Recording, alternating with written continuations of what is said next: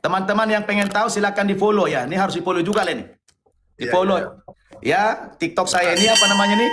Ustadz Nababan Official, ada tertera di situ, silakan nanti. Jadi Iya, silakan saya, teman-teman Ustadz, follow semua di atas akan teman-teman. sering-sering tampil nanti memberikan ceramah seperti Ustadz Dery yang menyejukkan lah.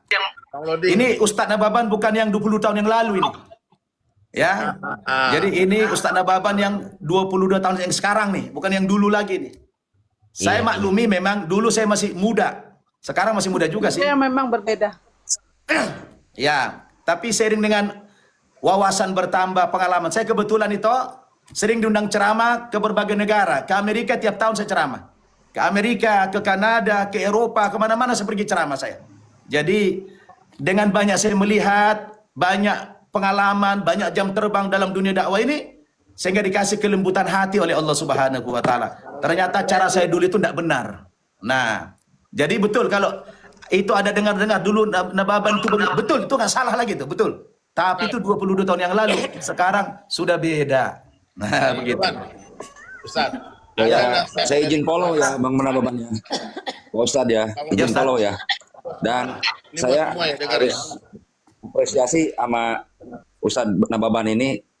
Ustadz Nababan ini tidak menolak, tidak mengelak, tapi mengakui bahwa memang saya seperti dulu, seperti itu, tapi sekarang saya sudah berubah. Itu saya angkat jempol. Alhamdulillah. Banyak orang lain tidak mampu Siap, seperti Betul. Ustadz ini.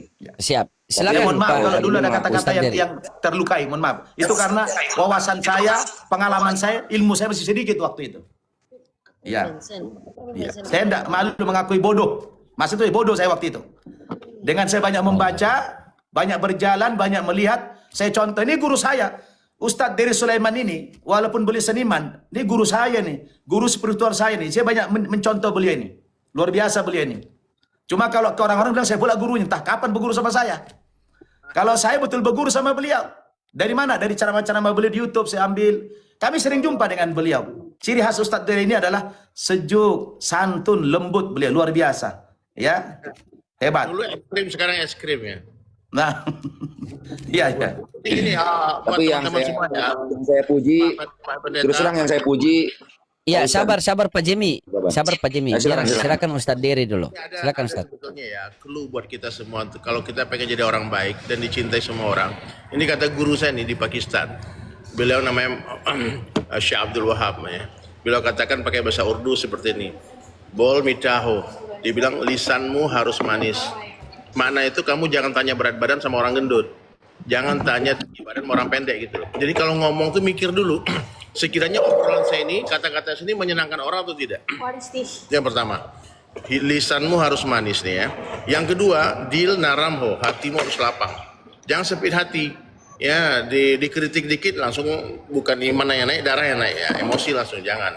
Terus yang ketiga, dimak tandaho, kepala harus dingin. Kalau lisanmu manis, hatimu lapang, kepalamu dingin, 3 perkara ini. Coba, lisan yang manis, hati yang lapang, kepala yang dingin. Kemanapun kamu berjalan ke seluruh dunia, semua mata akan mencintaimu. Nah, jadi seperti itu. Kita ya tidak mungkin bisa akan jadi satu agama, satu di dunia Islam, memang nggak mungkin.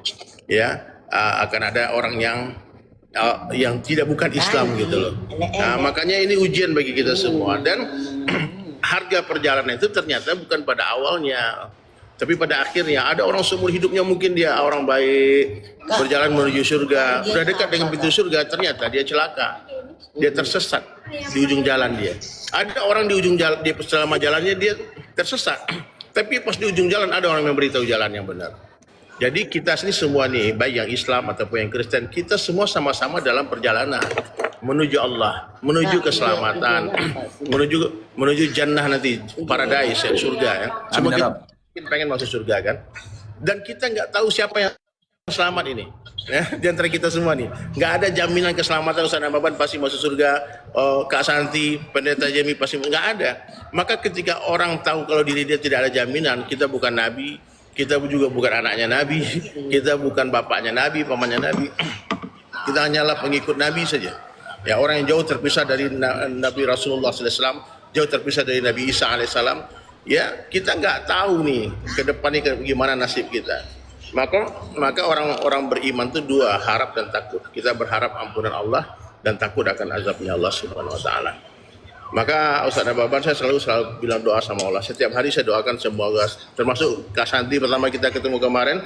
Kemudian saya doakan ini orang baik ini, mudah-mudahan engkau beri hidayah ya Allah. Jenny juga, Pak Pendeta juga, semuanya juga. Semoga kita diberitahu oleh Allah mana kebenaran itu. Ketika ada kebenaran datang, jangan ditolak. Orang yang menolak kebenaran itu namanya sombong. Hari ini banyak orang yang menolak kebenaran hanya gara-gara dunia. Apa kata orang, apa kata orang, apa kata orang.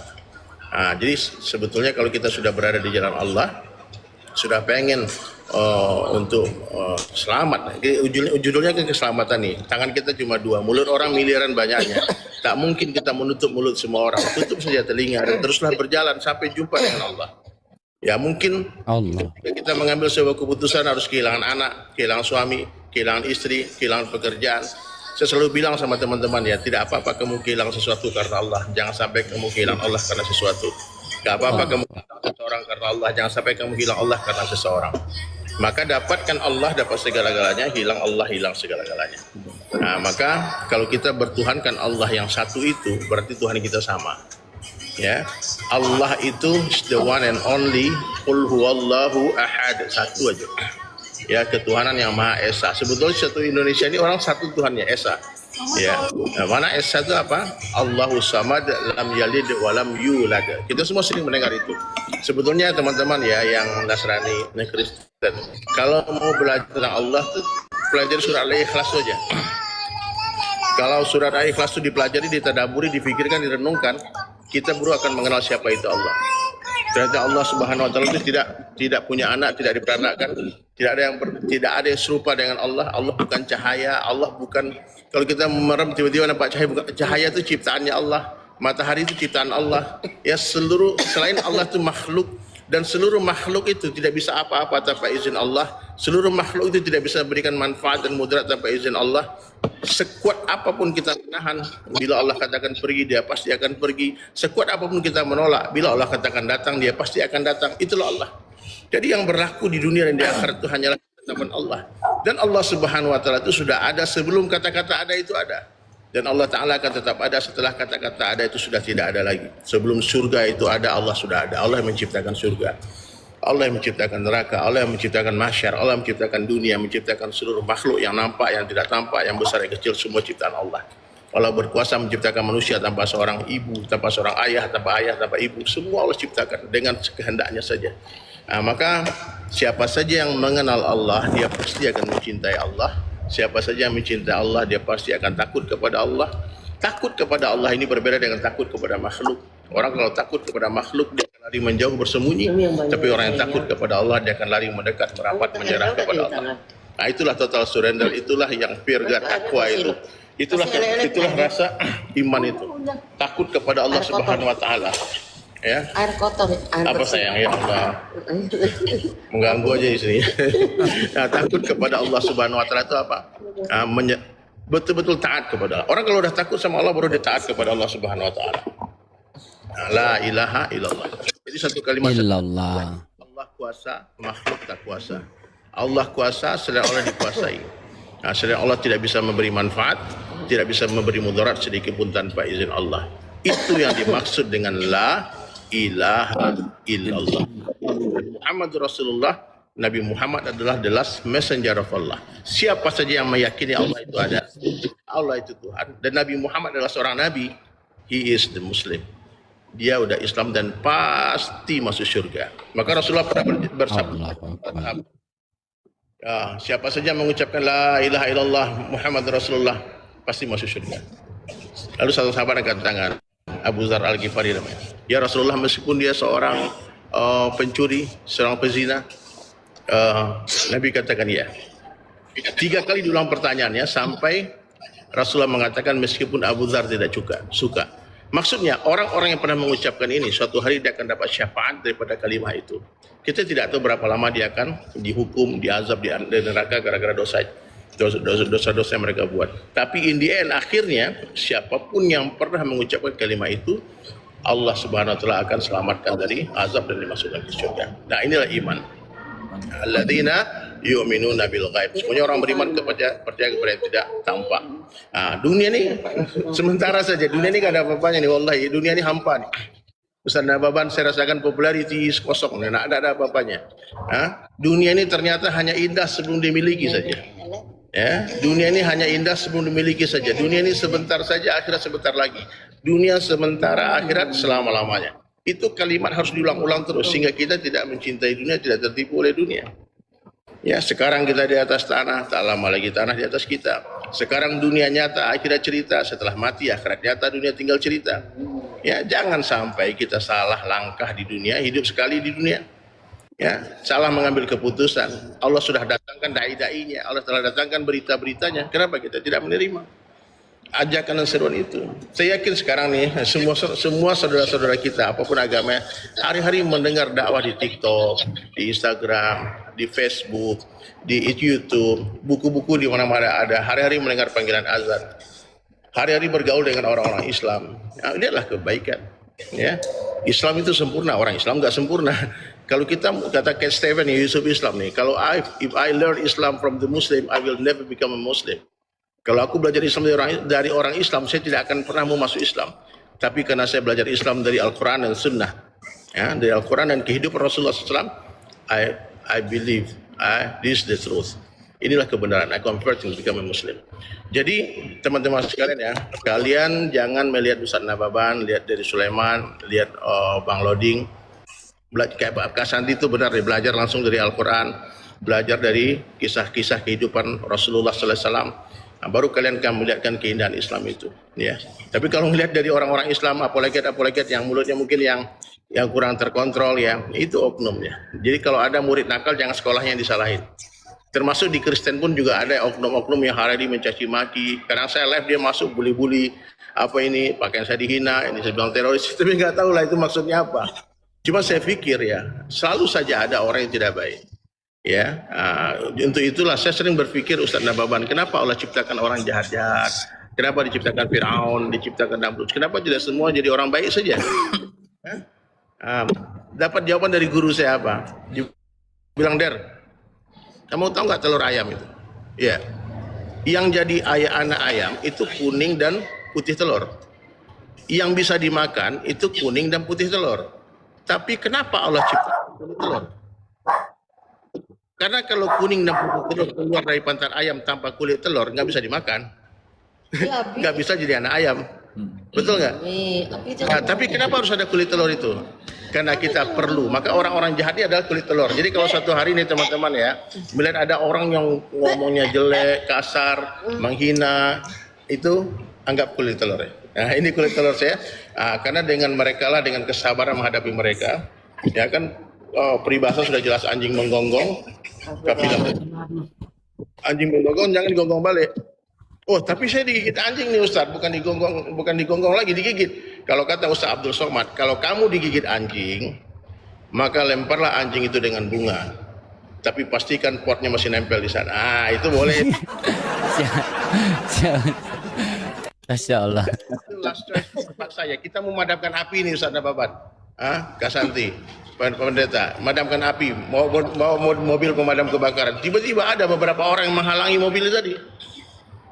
Ya, ada ribuan orang yang mau kita selamatkan, tapi ada 5 orang, 4 orang yang menghalangi jalan. Kira-kira kalau sopirnya, Bapak Ibu semua, apa yang diambil keputusan? Kita tidak jadi masuk ke kampung itu, apa dilindas orang itu?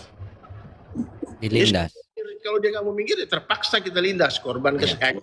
Itulah konsep jihad Islam. Ketika kita berdakwah, ada orang yang menghalangi dakwah kita, maka boleh orang itu diperangi. Ya, sekiranya orang-orang itu menghalangi kita untuk sholat, menghalangi kita untuk berdakwah, melanggar perjanjian. Jadi dalam Islam, Masya Allah ya, rahmatan lil alamin, agama yang penuh dengan rahmat, dengan cinta, dengan kasih sayang. Ya, buktinya kita, alhamdulillah, majority di sini di Indonesia kan orang-orang minority kan hidupnya tenang aja, bebas beribadah kan.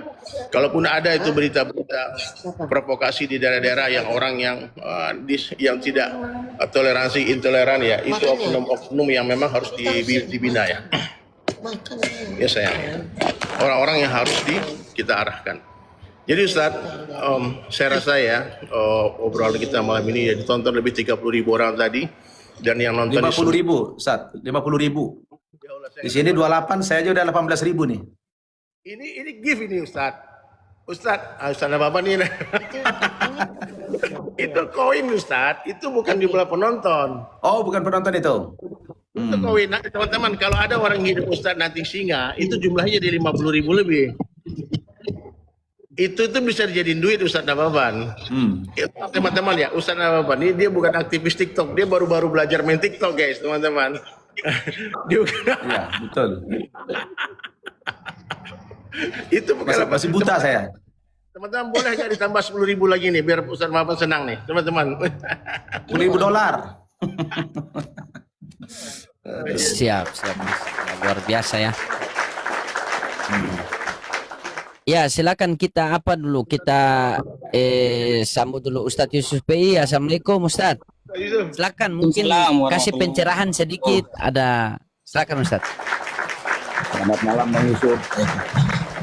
Assalamualaikum warahmatullahi wabarakatuh. Waalaikumsalam. Senior kita dari Ustadz Nababan gitu. Kemarin ketemu saya beliau waktu ultah api gitu ya. Ada fotonya sama beliau. Afwan Ustadz. Ya, terus Ustadz Dery Sulaiman juga ya sebagai Ustadz yang kondang gitu, yang terkenal ada di televisi, ada di mana-mana saya lihat beliau ya. Waduh, Masya Allah.